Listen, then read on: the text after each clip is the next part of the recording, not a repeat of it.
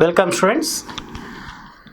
This is a series of lectures for IIT JAM crash course. I'll start with thermodynamics and statistical mechanics. As usual, I was telling you, I'll start from the basics, assuming that even 10th class, assuming that you are new to the subject.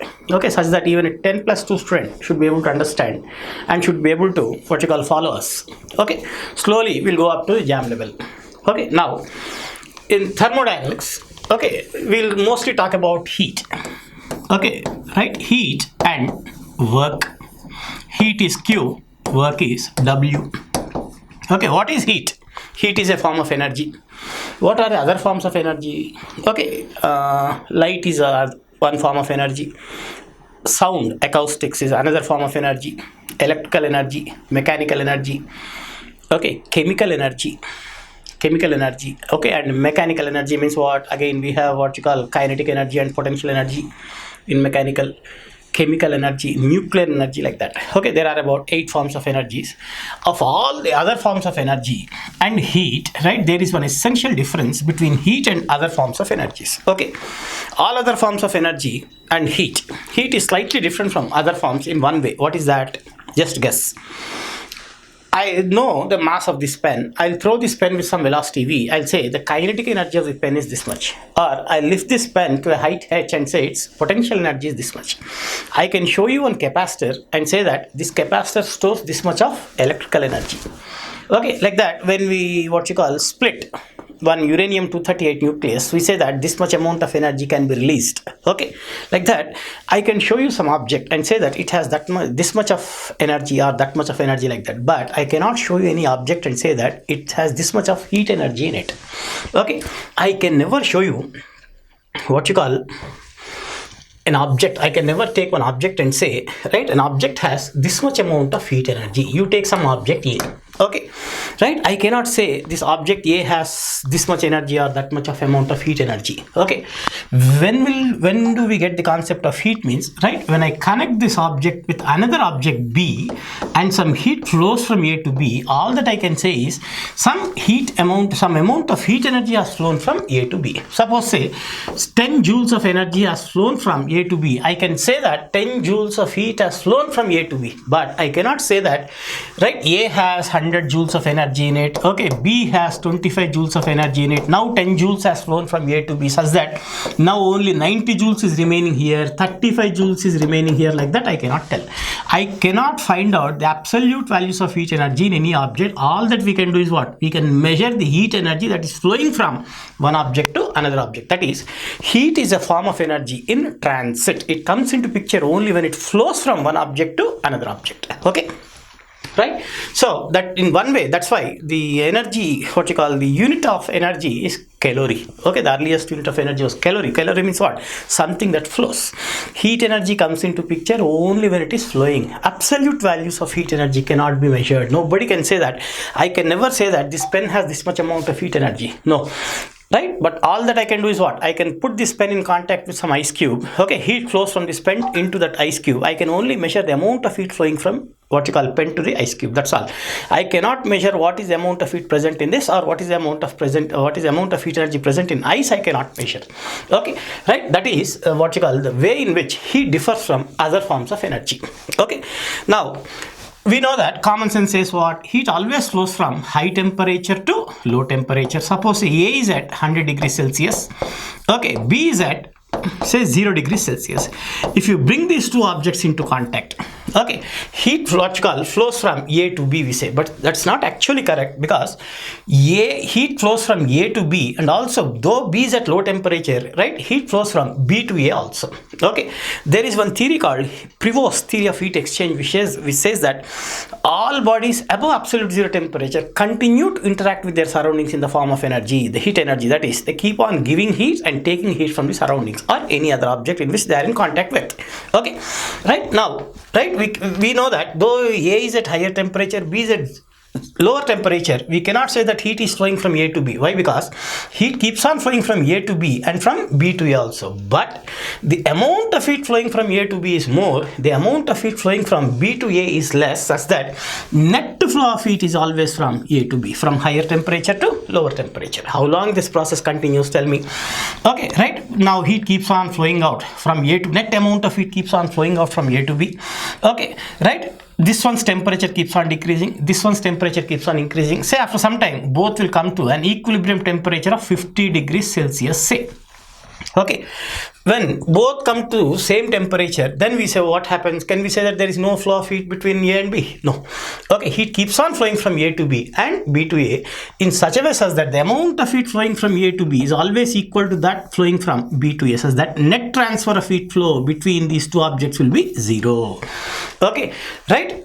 When two bodies are at same temperature, okay, right, heat flows from A to B, continues to flow from A to B and B to A, but the net flow of heat between A and B will be equal to 0. When the net flow of heat flowing between two objects is 0, we say that those two objects are in thermal equilibrium, right? Two objects are said to be in thermal equilibrium, okay, when there is no net flow of heat between two objects. Okay, right? Means if A and B are in thermal equilibrium, if I say, it does not mean that there is no flow of heat. Okay, heat keeps on flowing from A to B and B to A, but the net flow of heat between A and B will be equal to 0. When the net flow of heat between two objects, flowing between two objects is 0, those two objects are said to be in thermal equilibrium. Okay, those two objects are said to be in thermal equilibrium. So when do we say that two objects will be in thermal equilibrium? If the net flow of heat between two objects is 0, those two objects are said to be in thermal equilibrium. Similarly, say A and B are in thermal equilibrium. A and B, two objects A and B are in thermal equilibrium. Means what? If you join them, there won't be net flow of heat. Heat flowing from A to B will be equal to that flowing from B to A. Moreover, right, means they are in thermal equilibrium. Moreover, if what you call, there are no unbalanced forces acting on A and B, say, means the net force acting between A and B is 0.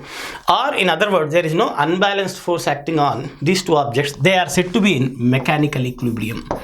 Okay, they are said to be in mechanical equilibrium. When do we say that two objects are in mechanical equilibrium? When the net flow of there is no unbalanced force acting between them, we call them as, they are said to be in mechanical equilibrium. Okay, similarly, when you join those two objects, if there are no chemical reactions taking place, if there is no chemical reaction taking place between those two objects, we say that those two are in chemical equilibrium also. They are said to be in chemical equilibrium, right? If there is no net flow of heat between two objects, we say that they are in thermal equilibrium. If there are no unbalanced forces acting between those two objects, okay, we say that they are in mechanical equilibrium. If there are no chemical reactions taking place between those two objects, we say they are in chemical equilibrium. If two objects are simultaneously in thermal, mechanical and chemical equilibrium, all three equilibria put together, we say that those two objects are in thermodynamic equilibrium. So what is thermodynamic equilibrium? Thermal equilibrium means only one condition should be satisfied. Net flow of heat should be 0. Thermodynamic equilibrium means there should not be an unbalanced forces, means they should be in mechanical equilibrium and they should also be in chemical equilibrium. If all three conditions are satisfied, we say that the object is said to be in thermodynamic equilibrium. Those two objects are said to be in thermodynamic equilibrium. Okay, right? Now, what is this heat? Okay, heat is a path function. Heat is called a path function, means how much heat flows from A to B. Okay, it depends on the path, okay, in which way you are sending heat from A to B, right? It is known as path function, similar to work. Okay, work also, just like heat, comes into picture only when it is done. Similar to heat coming into picture only when it flows, work comes into picture only when it is done. Okay, I cannot say I have this much amount of work with me. All that I can say is what, right? When I do some work, I say I did this much amount of work, or I did not do this much amount of work. Okay, right? But I cannot say I have this much of work in me. Okay, right? I can say I have this much of energy in me. Okay, I can say any other thing, but not work. Okay, work comes comes into picture only when it is done. Okay, similarly, heat comes into picture only when it flows. Okay, right now, how much work is done in going from, suppose say, one point to another point? How much work is done depends on the path followed, depends on the path. Say from A to B. Okay, it's a smooth road. Okay, I have to, so in walking from A to B, suppose I have to spend 5 joules of energy. B to A, it is an uphill task like this. B to C, okay, I have to do some 10 joules of work, right, in going from B to C. Okay, from C, what you call, suppose the path is like this, I have to do some 3 joules of work.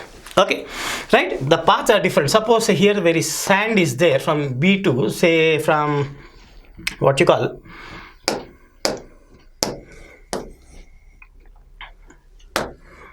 okay, right, from D to E, suppose there is sand present here, right, it is a straight line road only, but right, there is some sand here, I have to spend some 6 joules of work. Okay, like that, right, how much work is done in total in going from A to E means, right, I cannot what you call integrate, because it is not same. From A to B it is 5 joules, from B to C it is 10 joules. So what do? What is the amount of work done in going from A to B? Delta W. I'll use the word delta W here. Delta W1. Amount of work done going from B to C, delta W2. Okay, amount of work done going C to D, delta W3, like that. Okay, I'll sum them up. Okay, total amount of work done, W is equal to delta W1 plus delta W2 plus delta W3 plus etc, etc. That is summation. We use this word, this symbol, summation delta W. Okay, that gives you total work done. I cannot integrate it. Okay, if the amount of work done in going from A to B is equal to that going from B to C and C to D and D to E, etc., then find out what is 1, then integrate from 0 from A to E, you will get the total work done. But work depends on the path followed. Okay, depends on the path. So all that you have to do is what? You have to sum up individual, right, works done to get the total work done. Similarly, right, heat is also a path function. That's why heat and work, Q and W, okay, the small changes in them are denoted not by dQ and dW, but they are denoted by delta Q and delta W. Okay, since they are path functions, they are known as inexact differentials. They are known as inexact differentials or imperfect differentials, we call. Okay, differentiation, we should use not what you call integration, but we should use summation. Okay, right, delta Q and delta W are path functions. Okay, what is how many types of functions do we have? One is path function, other one is point function. Point function depends only on the initial point and final point. Okay, this is very important, right, in solving problems. Which are path functions, which are point functions should be clear. Okay, potential energy, take for example, what is the potential energy of this pen at this height? I'll measure what is its height from the ground. Okay, if it is say H1, what is its potential energy? mg H1. Okay, I take now here at this point, what is the height? Okay, it is H2 from the ground. So what is the potential energy? mg H2. Right, what is the change in potential energy in taking the pen from this height H1 to H2 means mg H2, final potential energy minus initial potential energy, that is mg H2 minus mg H1. Okay, change in potential energy is mg H2 minus mg H1. That remains same irrespective of the path followed by me in taking this pen from, right, H1 to H2. I may take this pen straight from H1 height to H2 height like this, or I may take it around my room for 10 minutes and bring the pen and put it there also. Change in potential energy remains same. Okay, but when I take the pen straight from here to here, the work done by me will be less. Okay, if I take it around the room for 10-15 minutes and bring and put it there, okay, work done by me will be more. Okay, so work done by me depends on the path followed by me in going from one point to another point. Okay, one point, another point. If I go straight like this, I'll be doing less amount of work. If I go in a different path, I'll be doing more amount of work. I'll be doing still more amount of work if I take this path. Okay, but change in potential energy, here it is mg H1. Okay, here it will be mg H2. Change in potential energy will be mg H2 minus mg H1. Okay, right, that's why potential energy is known as point function. It depends only on the initial point and the final point. It depends only on the initial point and final point. What is the potential energy here? What is the potential energy here? Right? Change in potential energy depends only on, right, the difference in the position. That's all. mg h2 minus h1, whether you go straight like this or like this or like this, whatever it is. Okay, that's why potential energy is a point function, but work done is a path function, because, right, work done by me in taking the pen from A to B depends on the path followed by me. Okay, similarly, heat is also a path function. Okay, so delta Q delta W, we cannot use integration directly for them. Okay, we have to sum up only. Now we'll come across what is known as zeroth law of thermodynamics. Zeroth law of thermodynamics. Okay, what is zeroth law of thermodynamics means? It is like this. Suppose, say, there are two objects, A and B, like this. There is no thermal contact between A and B. They are separated by an insulating wall. Okay, insulating wall or adiabatic wall we call. Adiabatic means insulating, not allowing heat to flow through. Diathermic or conducting means allows heat to pass through, just like a conductor, a metal. Okay, you take some hot liquid, hot water in a steel glass or in a silver glass. The moment you touch the silver glass, you feel its hotness. Okay, slowly what happens, heat keeps on flowing from the area, the air around that hot glass also will be slightly hotter. Okay, means heat is flowing out of water through the container into the surroundings, we say, into the surroundings. Okay, means it is a conductor. Silver, metal is a good conductor. Copper is a good conductor, like that. Okay, metals are good conductors, whereas paper or cotton or thermocol sheets, they are insulators. Means that's why we get ice creams, etc. They'll be put in some thermocol boxes and come out, such that, right, heat will not go into the box or comes out of the box. If you put ice cream inside that box, it will remain there for longer time than if you put inside a metal box. Ice cream will melt very soon. Okay, so there are conductors which allow heat to flow through. There are insulators, or we call them as a adiabatic wall or insulating wall, means which does not allow heat to pass through them. Okay, conducting wall or diathermic wall means allows heat to pass through them. Okay, A and B have an adiabatic or insulating wall, means there is no thermal contact between A and B. Now suppose, say, there is another object, C is there. Okay, now here we have a conductor, here we have a conductor. If two objects A and C are in thermal equilibrium, okay, if A and C are in thermal equilibrium, what does that mean? Two objects are in thermal equilibrium means what is the net flow of heat? Right, will be net flow of heat between them will be zero. That is, amount of heat going from A to C is equal to that going from C to A. Okay, right, these two are said to be in thermal equilibrium. Similarly, B and C are also in thermal equilibrium, say. Okay, B and C are also independently and individually in thermal equilibrium with each other. Means when two objects A and B are independently or individually in thermal equilibrium with a third object C, then zeroth law of thermodynamics says that both A and B will also be in thermal equilibrium with each other. Okay, means if you remove this insulating wall and put one conducting wall also, there won't be any net flow of heat between them. Okay, net flow of heat between them will be zero. That is, it looks a very simple one, right? What is that I am saying now? A is equal to C, right? B is also equal to C. Then we simply say that it is A equal to B. This is not a great thing. Even 7th class student can understand this. Okay, A equal to C, B is also equal to C. Therefore, A equal to B. Okay, what is so great about this, and why are we calling this as zeroth law of thermodynamics? Okay, zeroth law of thermodynamics. Usually, we don't. We have first law, second law, third law, etc. Only in thermodynamics we are coming across this zeroth law. What is the reason? Means initially first law of thermodynamics has come, second law of thermodynamics also has come. Okay, after first law and second law, a scientist called Fowler, felt that, okay, whoever is studying thermodynamics should start studying thermodynamics from this point onwards. Means when two objects A and B are separately in thermal equilibrium with third object C, then both A and B also will be in thermal equilibrium with each other. right? They should understand this concept first, and then better to go to first law and second law. So first law is already there, second law is also already there. Something has to precede first law, means the name zeroth law has come. Okay, right? Nowhere else, right, we come across zeroth law. Now what is the significance of this law?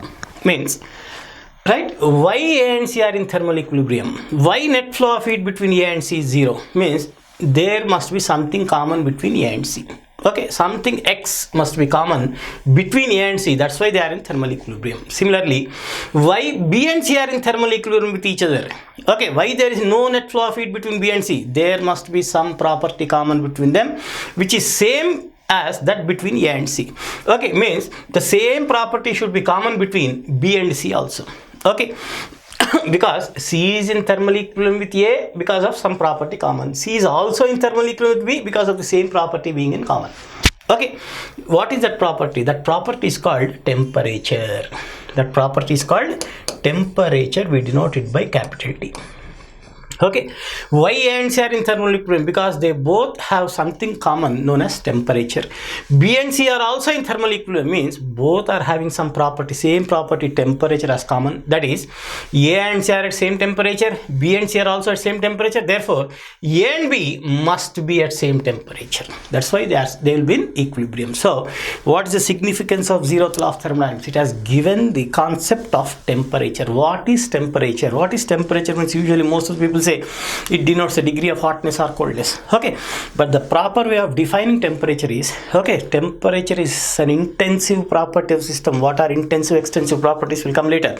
Okay, temperature is an intensive property of the system which tells whether one object will be in thermal equilibrium with the other object or not. Okay, right, means suppose there is some object, okay, right, some X is there, Y is another object, whether X and Y will be in thermal equilibrium with each other or not. Okay, as if I don't know this concept of temperature, what should I do? I have to put them into thermal contact and see, right, whether there is any net flow of heat between them or not. Okay, when there is no net flow of heat between them, then only I can tell, right, X and Y are in thermal equilibrium. But if I understand the concept of temperature, what does that mean? I have to measure the temperature of X, I have to measure the temperature of Y. If both are having same temperature, when without testing, without experimenting, we can confidently say that X and Y will be in thermal equilibrium with each other. Okay, so what is temperature? Now, how do I define temperature? Temperature is that intensive property of system which tells whether this object will be in thermal equilibrium with other objects or not. Okay, which other object is having same temperature as this one will be in thermal equilibrium with this one. Okay, right, those which are not having same temperature will not be in thermal equilibrium with my pen. Okay, right, that is the concept of temperature. So what is the significance of zeroth law of thermodynamics? It has given, proposed by a scientist called Fowler, remember this name also. Okay, right, it is tells whether an object will be in thermal equilibrium with other object or not. Concept of what you call zeroth law. Zeroth law has given the concept of temperature. That is its significance. Okay, right, then we'll go into the first law of thermodynamics now. Okay.